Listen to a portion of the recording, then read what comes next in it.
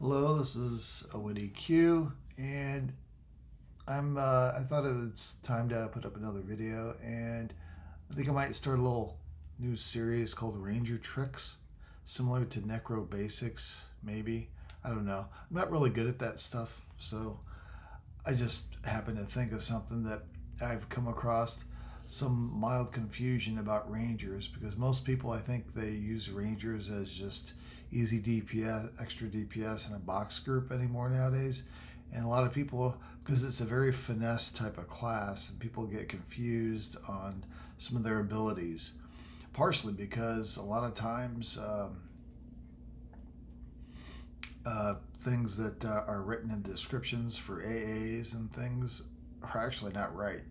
Uh, they don't update those that often, and when they change mechanics of something to help with game balance, they don't always rewrite the descriptions for AAs and things. Talking about the devs there, so you kind of, as you play, if you're in the mix without a lot of breaks, or if you've gone several years without playing the game and you just got sort of an itch, you're a little nostalgia, you just want to come back and play it a little bit for fun, you're not going to know what the heck's going on all the time.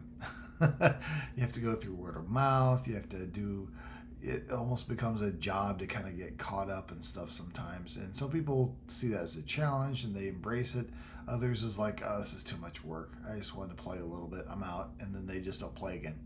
So um, anyway, so with that very long and wordy introduction to what I'm going to do, I'm going to try to cover something simple that Rangers use a lot for a number of things, and that are the two root spells here, Fluster and Bluster. I just Bluster and Fluster, whatever, Flusterbolt, Blusterbolt. If you're looking for a rank 2 of Flusterbolt, does not exist to my knowledge. I don't know why it doesn't. Um, Maybe I'll look a little bit deeper into that. That could be some misinformation, but I never got it. There is a rank 2 to Blusterbolt through the rank 2 drop thing that the gems and stuff you get from different eras, and you always want to try to get rank 2 at least, and everything you have. Anyway, those two, let me put them a bit up again. Because of the level and also the rank, my Blusterbolt is a little stronger than Flusterbolt for the root. Most people, they just use these as kickback roots, and they don't know. A lot of people don't understand or really even know what the little red teardrop thing that comes down even does. I guess, I don't know, but it's a complete memory wipe. And because they forget this part and forget their attacker, okay? There's a delay to it, and I think I've briefly covered it maybe when I was doing this, but I was using it for headshotting most. This is a very versatile. These two on different timers are, which is great. I hope they never change that. um, they will. They can enable you to do some really creative, funky stuff to try to pull singles from a group, to crowd control, because the delay is short enough that you can use these multiple times to just kind of punt things and reposition them. Because it says it punts them back, but there's another thing about it. This is getting complicated, but I'll demonstrate things. When you use these punt roots, whether it's these Ranger ones or there are AA roots that Necros have and Shaman have, I'm not sure if anybody else has those sort of puntish type roots that shove them back a certain distance. that is based on which direction your character is facing when you're playing the game. So, because of that, you can maneuver things with that punt root thing, and they'll move a certain way. Now, there's a certain sort of feel to it, based on how the game interprets geometry and things like that. Sometimes distance, elevation can be a factor. Things in the way, things like that. But I'll do it very obviously so you can see what it does, right? So I'm going to pull this knob here, and I'm going to move it to the left, punt it to the left. There you go. It moved from this area here, over a ways. Okay? And you saw that little teardrop go down. At this mob, it wiped its memory, and it's no longer on my intended targets thing. It's forgotten about me. It's like, what was I doing? I forget. Oh, yeah, I can't move. What's going on? A lot of mechanics in this game were a little silly. Kind of stupid, frankly, but FD is another pet peeve of mine. It's just kind of silly and funny. So you can move it that way, if I wanted to, move it the other way. And it's back over that way. It moves it, it's not the full 16. You kind of get a feel for how far you can move something, right? And as you can see, it just dropped off my extended target list. It's forgotten about me again.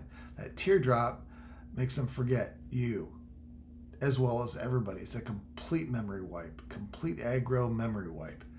But there are things that affect that, okay?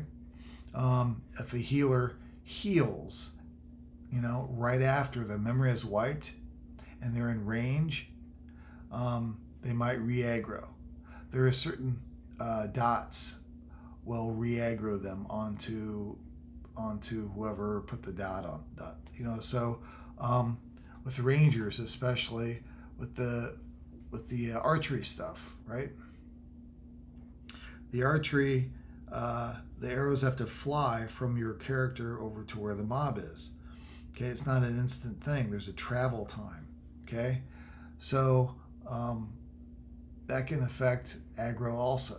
For example, if you're using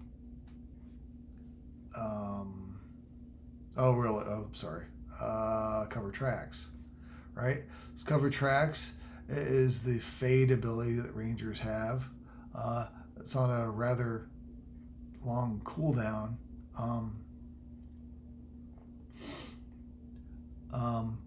Anyway, so this is like a get out of jail free kind of button that I think every class has a certain type of version with different mechanics of it. But the arrows, if you try to hit cover tracks, this is why I have a macro for it. If you hit cover tracks at the right time, you still got arrows flying to the mob. It's going to hit them, and they're going to go, hey, and then it's not going to work. It's gonna. So I put a 2 second. Every 10 points you put after a pause command is 1 second. So I put 2 seconds. I should probably use 3, but that's such a long delay. Sometimes when I need to use cover tracks, 2 seconds is a bit long. This, you have to do auto fire off. I always end up using it because if you're in trouble with a rare mob, they always see through invisibility. Okay, so if you're in melee range and use this, it's not going to do anything. They're going to see it, or they're going to re-aggro and get you right away. So I'm always assuming that I'm going to be using this at a distance because a pulling technique I've used kind of went awry, and I've got to wipe. I've got to try to do a complete wipe and try it again, right? The cooldown is 10 minutes, so this will save your bacon from a bad pull once, but it's not going to do it. You can't just keep using it. Like the Necro one is so short, you could FD, but it's meant to. It's different. Okay, so so there we go. So that's how that kind of works, and this guy is just kind of bugging me. I'm gonna get rid of him.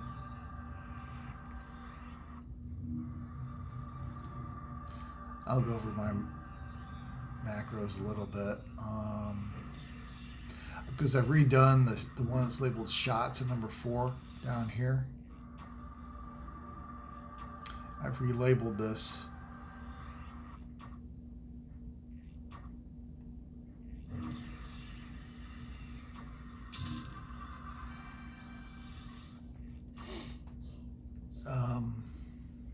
To enable me to do stuff in melee range, right? These 3 combat abilities here are nice to do in melee range to help you survive largely, especially this. This applies to the whole group. And it's slashing damage, not arrow damage, but still. And it's a significant heal every 6 seconds for a minute. It's pretty powerful. And you're not going to get a rank 2 version of that, I don't believe. There might be. Actually, I think there is. You could. I just don't have it. The jolting. See, you got the kicks and then Tempest of Blades. It's right here. This helps reduce aggro. Reduces it by whatever this means. I mean, 1500 whatevers. I think that's equivalent to damage, so it helps a little.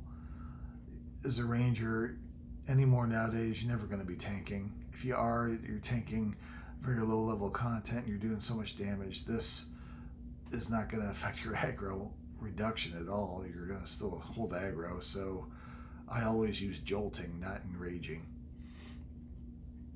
And then Tempest of Blades right here. This is another slashing skill right here.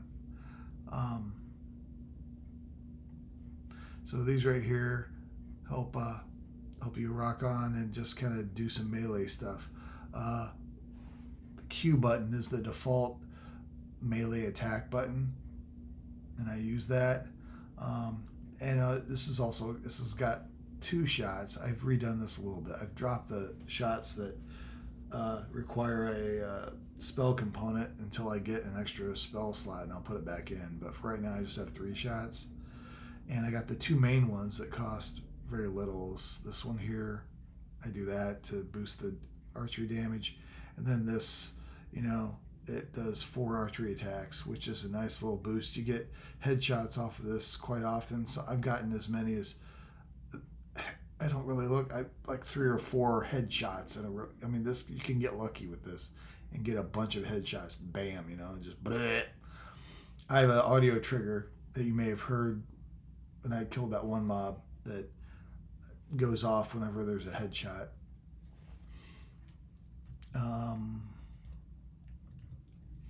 So let's see.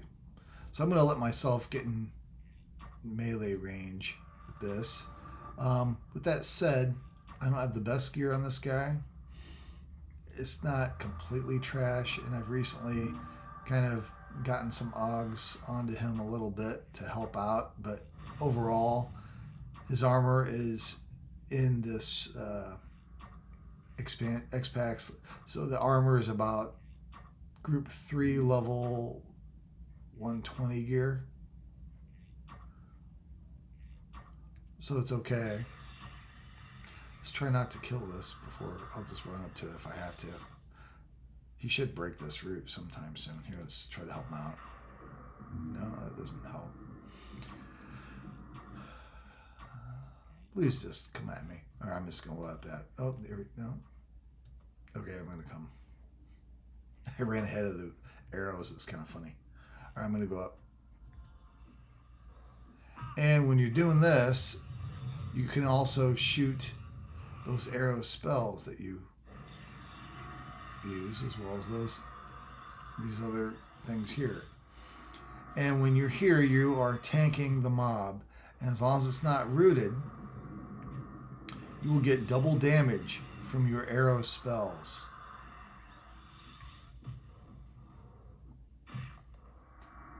And as you can see, I'm a ranger. I am not meant to be hitting super close. My hit points are getting reduced by a lot until this comes up. This thunder thing comes out. He's not hitting me for anything now because that's active. Every time one of these goes off, I get double damage because it's archery damage, even though it's a spell and I'm in melee range.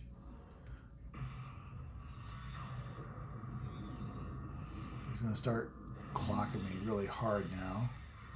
Yeah, there he goes. All right. So there we go. We are not tanks anymore. We're not light tanks.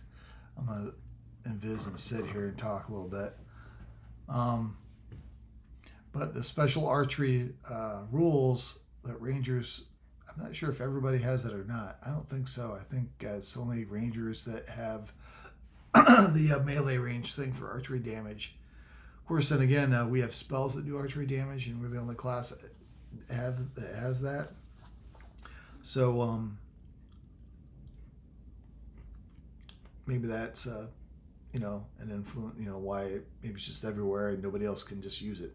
But as long as a mob can be snared, which is different than root. But if it's rooted, it doesn't calculate it that way. But when it's snared or unsnared, and you're in and it is being tanked by a player or a merc, when your archery damage as a ranger does double damage.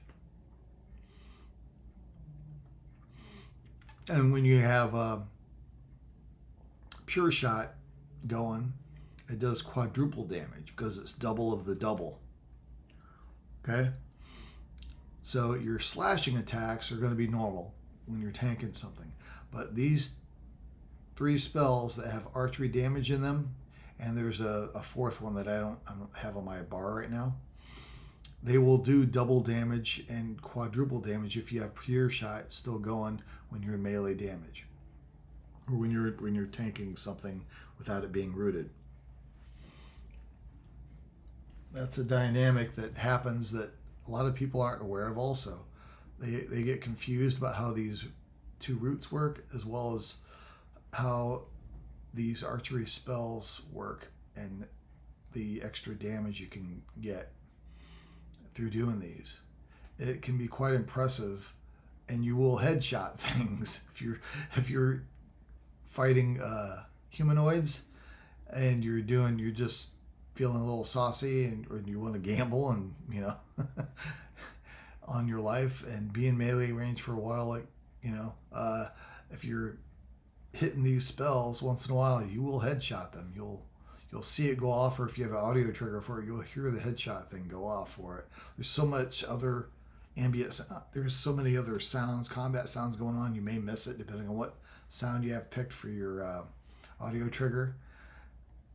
Incidentally, I do not have Gina, but if you go into actions here in the EQ menu, audio triggers right here. This is how I set it up. I don't know if the nickname for this is Gina, but I only use this. It's right here in the game, and it's probably limited more than Gina, but I don't raid, so I don't really depend on it. I just get curious about how often some things are going off. I'm too lazy to go in these crazy logs that are just endless to try to find stuff. So I like to have audio triggers for sometimes for like headshot on my necro. Sometimes I'll use an audio trigger for whenever I twin cast a dot, things like that. Um, and there's my Beast Lord. There's one for when the the delayed pet heal finishes, so I can cast it again. So it's useful for casual play. Um, Sheltering Thunder. This you're gonna parry almost. This is most melee attacks, but it's pretty much all. I think. I don't know. I've never seen myself take any damage when this is up. This is a proc that you have from these ranger buffs here, and this incidentally will do a damage from range, but it's not that. It doesn't break root near as often as the other offensive version of this. We're getting off topic a little bit here, but I do that. So that's a significant change. So I put one finger just over my, when I'm headshotting, or just whatever. I generally have a finger over my 4 button, and then if I need to punt something back, I go over to either the number 3 button or the 5 button for bluster or fluster, and just kind of rock on. I think that's the main difference. If you've seen another of my, I will do all of my, I have them all labeled. I think the ones that the AAs anyway that need labeling. And if you're curious, and either if you want to try to copy some of these buttons, Flusterbolt and Blusterbolt are identical with the exception of what spell is cast on your bar. This right here is something I've changed to be able to fit the progression. This is the progression ability or spell that Rangers get a damage spell that does some arrow attacks, so there are arrows. There's that, and 2 deadly arrows, so it does archery damage. Counts as an archery spell, but it also does a couple of nukes, so this will break root sometimes, so you just got to be aware of it. And this will be stronger. I never bother getting ranks of it. This is only rank 1. It's better if you do progression stuff, which I never do. And this is one of the better ones. Some classes are kind of meh with their progression spells, but Rangers and what is it? I think the Mage and the Beast Lord pet classes get a nice progression spell that boosts the damage of their pets really good. That a lot of people like those, so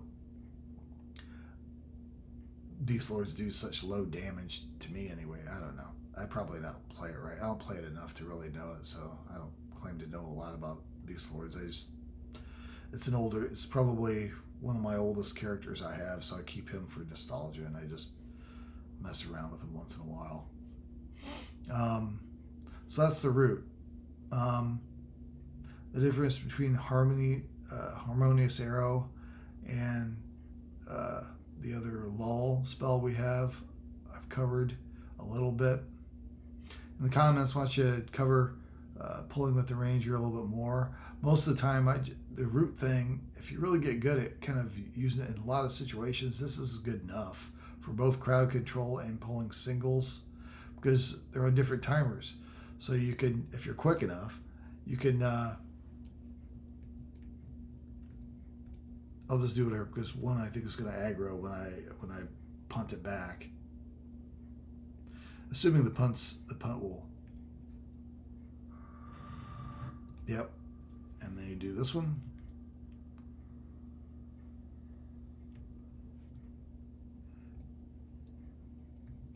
And that one dropped, and that one dropped. See? And there you go. They forgot what they were doing. They're like, hey, what happened? Am I tripping? What? And I didn't snare him, so he's just going off doing his thing. And is he snared? He's still rooted. See if the root's active on it. Oh, this is the Sylvan's Grasp AA root, which is awesome. lasts up to a minute, but the cooldown is only 30 seconds, and it's really hard to break. I like to use that as often as it shows up. So you saw that effect, right? You could just, retarget, and you can kind of get rid of two mobs and wipe their memory if you punt them and out of their aggro range. Because if you punt them on top of each other like that, it won't work, right? If they're too close together when their memory is wiped, you'll punt one and you'll punt the other one. If you punt that too close to the other one before even after the memory is wiped, they're going to be delayed with the memory wipe. So the one's going to be still mad at you. And when the other one's memory is wiped, it's going to say, hey, who are you mad at? Oh, you're mad at that guy. Oh, I remember that guy. Yeah, I'm mad at him too now. And it's going to re-aggro on you, right? So, like I said, there's a lot of finesse that kind of goes along with using a lot of the ranger skills. You have to really understand how things work and how the game calculates the damage, how the memory wipe versus a lull versus the harmonious arrow, which there's a delay with that. So with the lull, you're going to use this on other mobs that are around that are not the mob that you want to try to pull. And plus, this only works outdoors, obviously. That is true for that. The harmonious arrow works. You have to target the mob that you want to pull, and then it does basically the lull on everything around it within 100-yard radius, 100-foot radius. Sorry. So it's that's a big radius, right, around assumingly like a rare mob that you're going to try to use that on.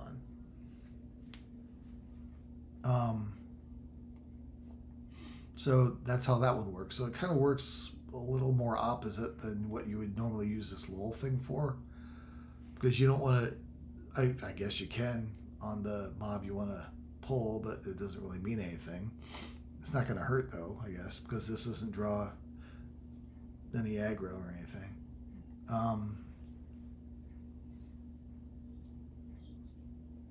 So that's about it.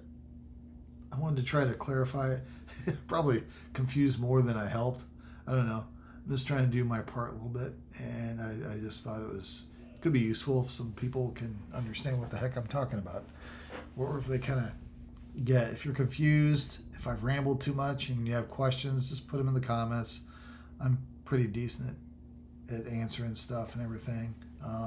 For that, there's one person that had a question, a really deep sort of raidish kind of question about how classes interacted and any extra buffs from other classes that might be able to boost archery damage from the ranger archery damage. And I answered it as best I could, just through using just kind of logic, but I answered it, and I just gave him the best answer I could. Maybe it gave him a jumping off point to kind of do some more Googling on it, and maybe he found what he was looking for. Hopefully he did, or she did, whoever it is. All right, so I think that's pretty much done here. I'm not sure if this is going to make it up on my channel or not. Maybe so, maybe not. Anyway, have fun out there. Rock on. WDQ out.